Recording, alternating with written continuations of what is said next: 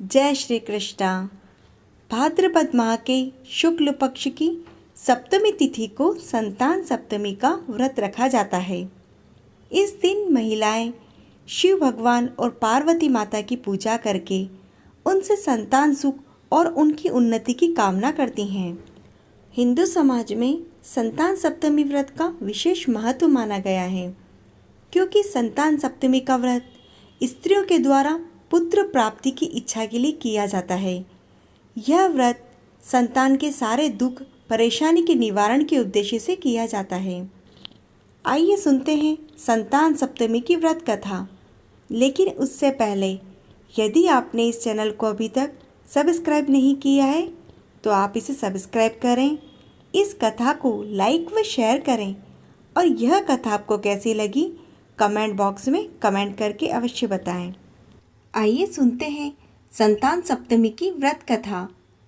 एक दिन महाराज युधिष्ठिर ने भगवान श्री कृष्ण से कहा कि हे प्रभु, कोई ऐसा उत्तम व्रत बताइए जिसके प्रभाव से मनुष्य के अनेक सांसारिक क्लेश व दूर दूर हो सके और वे पुत्र तथा पुत्रवान हो जाएं। यह सुनकर भगवान ने कहा कि हे राजन, तुमने बड़ा ही उत्तम प्रश्न किया है। मैं तुमको एक पौराणिक इतिहास सुनाता हूँ, उसे तुम ध्यान से सुनो। एक समय लोमश ऋषि व्रजराज की मथुरापुरी में वासुदेव और देवकी के घर गए। ऋषि राज को आया हुआ देखकर दोनों अत्यंत प्रसन्न हुए और उनको उत्तम आसन पर बैठाकर अनेक प्रकार से वंदन व सत्कार करने लगे। फिर मुनि के चरणोदक से अपने घर तथा शरीर को पवित्र किया। इससे मुनि प्रसन्न होकर उनको कहने लगे, हे देवकी, कंस ने तुम्हारे कई पुत्रों को मार दिया, इससे तुम्हें पुत्र शोक है। इस दुख से मुक्त होने के लिए तुम संतान सप्तमी का व्रत करो। और इस व्रत की कथा सुनाते हुए लोमश मुनि ने कहा कि एक बार अयोध्या के राजा नहुष थे। उनकी पत्नी का नाम चंद्रमुखी था। तुम्हारी तरह राजा नहुष की पत्नी चंद्रमुखी ने भी संतान सप्तमी का व्रत विधि विधान के साथ किया, जिसके प्रताप से उनको संतान का सुख प्राप्त हुआ। यह सुनकर देवकी ने हाथ जोड़कर मुनि से कहा कि हे ऋषिराज, कृपया करके आप रानी चंद्रमुखी का संपूर्ण वृत्तांत, इस व्रत को विस्तार सहित मुझे बताइए, जिससे मैं भी इस दुख से छुटकारा प्राप्त कर सकूं। लोमश ऋषि ने कहा, अयोध्यापुरी के राजा नहुष बड़े प्रतापी राजा थे। उनकी पत्नी का नाम चंद्रमुखी था, जो कि बहुत ही सुंदर थी। उनके राज्य में ही एक विष्णुदत्त नाम का ब्राह्मण रहता था। उसकी पत्नी का नाम रूपवती था। रानी चंद्रमुखी तथा रूपवती में घनिष्ठ प्रेम था। एक दिन वे दोनों सरयू नदी में स्नान करने गई और वहाँ पर उन्होंने देखा कि बहुत सी स्त्रियाँ सरयू नदी में स्नान करके निर्मल वस्त्र पहनकर एक मंडप में भगवान शंकर और माता पार्वती की मूर्ति स्थापित करके उनकी पूजा कर रही हैं। तो रानी और ब्राह्मणी ने यह देखकर उन स्त्रियों से पूछा कि हे बहनों, तुम यह किस देवता का पूजन कर रही हो और यह किस कारण से किया जाता है? यह सुनकर स्त्रियों ने कहा कि हम संतान सप्तमी का व्रत कर रही हैं और इसके लिए हम शिव भगवान और पार्वती माता का पूजन कर रही हैं। यह सब इसी पुनीत व्रत का विधान है। यह सुनकर रानी और ब्राह्मणी ने भी इस व्रत को करने का मन ही मन संकल्प किया और दोनों घर वापस लौट आई। ब्राह्मणी भद्र तो इस व्रत को नियम पूर्वक करती रही, किंतु रानी चंद्रमुखी राजमत के कारण इस व्रत को कभी कभी भूल जाती। कुछ समय के बाद दोनों मृत्यु को प्राप्त हुई। दूसरे जन्म में रानी बंदरिया बनी और ब्राह्मणी ने मुर्गी की योनि पाई। परंतु ब्राह्मणी मुर्गी की योनि में भी कुछ नहीं भूली और भगवान शंकर तथा पार्वती जी का ध्यान करती रही। और उधर रानी बंदरिया की योनि में सब कुछ भूल गई। थोड़े समय के बाद दोनों ने वह देह भी त्याग दी। अब उनका तीसरा जन्म हुआ, जो कि मनुष्य योनि में हुआ। उस ब्राह्मणी ने एक ब्राह्मणी के यहाँ कन्या के रूप में जन्म लिया और उस ब्राह्मण कन्या का नाम भूषण देवी रखा गया और उसका विवाह गोकुल निवासी अग्निशील ब्राह्मण से कर दिया गया। भूषण देवी इतनी सुंदर थी कि वह आभूषण रहित होते हुए भी बहुत सुंदर लगती थी, जैसे कि कामदेव की पत्नी रति हो। भूषण देवी के अत्यंत सुंदर सर्वगुण संपन्न चंद्रमा के समान धर्मवीर, कर्मनिष्ठ, सुशील स्वभाव वाले 8 पुत्र उत्पन्न हुए और यह सब शिव जी के व्रत का ही फल था। दूसरी ओर शिव विमुखी रानी के गर्भ में कोई पुत्र नहीं हुआ। वह निसंतान और दुखी ही थी।